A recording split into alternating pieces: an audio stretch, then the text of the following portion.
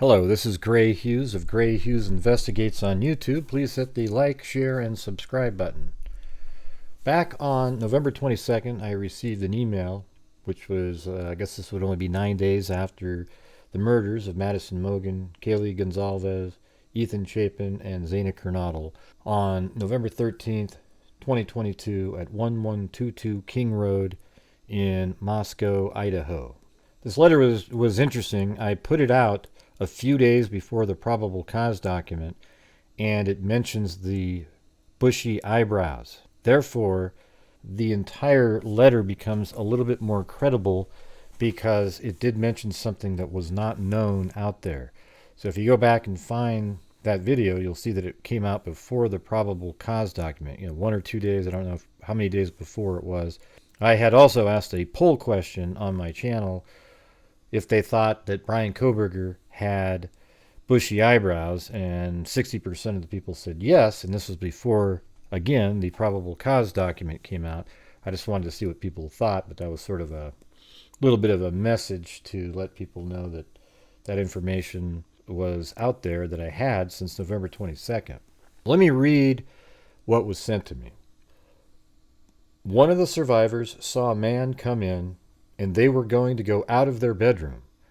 Of course, it wasn't strange for people they didn't know to be there. That survivor didn't recognize the person and was already in their pajamas, so they didn't leave their room and locked the door and went to bed. The person they saw had like their shirt or turtleneck covering their mouth as though they had come in from out of the cold. They didn't see their face, but the person had bushy eyebrows. They are keeping that information from the public as they don't want any retaliation from the perpetrator. The perpetrator did not see the survivor when they were going to leave their room. And when I'm reading through this, some of the stuff is out of order and then other things come back in. I mean, there's different emails that are put together here. Jack, the ex-boyfriend, wasn't asleep, as of course, based on what this person was told. Kaylee told Jack that she wanted a break. Jack was with a friend when Kaylee called those times because she was trying to get Jack to come over. She was intoxicated. So she was persistent and made the statement about them sharing a dog, etc., etc. Jack's friend was teasing Jack about being whipped and that he didn't need to answer every time she called and play by her rules. So he didn't answer. And Maddie said, "We'll call from my phone." This is speculation here, but that's likely what happened. Maddie probably said, "Let's call from my phone and he'll pick it up." But of course he didn't. They were playing lovers' games. Jack is very distraught and having some guilt and will need counseling, as it was told to me. He said if he'd picked up or had gone over, they may all still be alive. And this is me talking. It also is very possible that he would have been killed as well. It saved his life, but I absolutely understand that guilt there. Jack was an interesting person early on, but after they cleared him and after I got this letter here, he became a lot less interesting to me as this all made sense. And back to the email. The survivors heard sounds or a fight or something, but stayed in their room and kept the door locked. They said that no one ever came to their door to try to come in. They called their friends and told them something happened, and can they come and see what has happened or what's going on, and that would have been the next morning. And when the friends came over, that's when Ethan was found, and they all ran out of the house and called 911 and reported an unconscious person. They never saw the other three. They were found by law enforcement after responding to the call. That's exactly what the probable cause document says. And it says almost everything that's in this letter is in the probable cause document. The phone was one of the survivors' phones. They were too nervous or scared to call and then just handed the phone to whomever it was who called 911. Of course, there is nothing known to the public regarding this information, so I can't say they are absolute truths. They are suspecting and by that I mean those around this case, friends, etc., not necessarily law enforcement, that it was someone that had eyes on Kaylee, and maybe someone that had seen her at one point at one of the bars she frequented and possibly had been rejected by her. Also, the dog is still basically a puppy. I know it looks full grown, but it's still very young, and it's used to a lot of people coming and going. Okay, this is me talking now. I speculated early on that how do we know that the dog wasn't barking? People kept saying, why didn't the dog bark? Why didn't the dog bark? Well, now we know that on the probable cause document, the dog did bark. But what she's explaining there is why the dog wouldn't be just really frantically barking all the time, because people come and go, and the dog's absolutely used to having tons of different people walking in and out of that house. Then on November 23rd, a small little one-sentence update. Source said a lot more was seen and heard, as you can hear everything in those houses because of the way they were built. All right, then on December 17th, the Jack that was rumored to go to Africa did not go to Africa. That would be Jack S. He was asked by law enforcement to leave because he was receiving threats. He didn't want to leave, and his parents didn't want him to leave, so he's gone into hiding. Source was told that it was Ethan that was found on the floor, face down in the hallway outside the bedroom. It is believed that Ethan was killed first. Now, when they say found face down in the hallway, that would be when the friends came over, they saw him. It is believed that Ethan was killed first, then Zaina.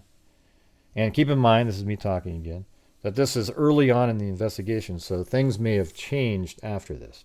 And then went up to kill the two girls. It was normal for Ethan to spend late nights with Zaina, usually leaving between 3 and 4 a.m. He had to return to the frat house as it's against the rules to stay gone overnight. Zaina would walk him out so she could lock the door behind him. It is believed that Ethan was headed out to go back to his frat house and encountered the perp as he was leaving and was stabbed immediately as the perp was surprised by Ethan. Zaina was close behind and was surprised by what had happened, and then the perp and Zaina had an encounter. The perp grabbed her arm with one hand while pushing her back into the room while he stabbed her with the other. Hence the defensive wounds / bruising that Zaina had. So that information right there is really specific, so I don't know if that was a suggestion made by one of the investigators to the person who shared what they knew with the person who wrote me this email. The perp continued looking for his target, which is believed to be Kaylee. He went upstairs and didn't realize that Maddie would be in the same bed and killed her too. So basically, Ethan, Zaina, and Maddie were collateral damage. That would be if they believed that Kaylee was the target, but as we know, they weren't sure if it was the house or Kaylee. Did the person go in there to kill everybody that was in there? And perhaps the fact that Ethan was there, did that create an issue where the person left before they did all the killing that they wanted to do? They may have gone in there to kill all 5 of the women that lived there, but Ethan was there, and it created a much larger struggle, and there was a lot more noise than he had wanted. It could be when the killer came down the stairs. I mean, this is something I just thought of as I was talking right here. After the killer went upstairs, let's say he maybe waited outside, saw that Zaina was in the kitchen with the DoorDash or whatever, then walks back to her room, and then he waits until maybe 4:10, where all the lights are off again. Then he goes in through the sliding glass door, and then he goes up the stairs, and he kills Maddie and Kaylee upstairs. Then on the way downstairs, Ethan might be leaving right now after the DoorDash. Maybe he got a sandwich or something, is heading out with that. And at that time, when the killer's coming down the stairs, that's when the attack happened on both of them. There's also a theory that I have that he attacked Ethan and Zaina. Ethan was killed. Zaina may have still just been barely alive, but he thought she was dead. And then he went upstairs and killed Kaylee and Madison. Then came back down and he heard crying sounds, and that's when he said, I'm here to help you. And he goes in and finishes off Zaina. And then that's when he leaves the house right around 4:18 or so, heads out the door. The camera right down the street at 1112 King Road picked up what they described as whimpering sounds, maybe crying, and a loud thud. Kaylee and Madison were killed and were on a bed, so there probably isn't a thud sound associated with them. Plus, you have the bathroom that acts as a buffer for sound coming from that room. So the thud likely would have been Ethan or Zaina. So in the theory that he backtracked back to Zaina, maybe she was on the bed at that time, and then he attacked her one more time. Maybe she tried to get away one more time and then fell to the ground, creating that thud sound. Then the person leaves. So in that scenario, he comes in first, sees Ethan and Zaina, attacks them first, thinks they're both dead, goes upstairs, kills Madison and Kaylee, then comes back downstairs and hears that Zaina's still alive, then says he's going to help, and then he attacks her again, and then she ends up on the ground, creating the thud sound. Then he exits the house and speeds away at 4:20. So again, let me repeat this part in the letter here. The perp continued looking for his target, which is believed to be Kaylee.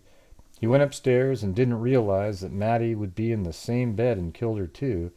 So basically, Ethan, Zaina, and Maddie were collateral damage. And like I said before, they don't know that quite yet, or they didn't at the time of some of their updates. They weren't sure if an individual was targeted or the house was targeted. They still believe it's some sort of stalker or someone rejected, etc. Kaylee and Maddie used a campus service they have available to them to get home from the food truck. It's a service/app that's available to all students there. It wasn't an Uber or anything. I didn't know that and asked my friend about it.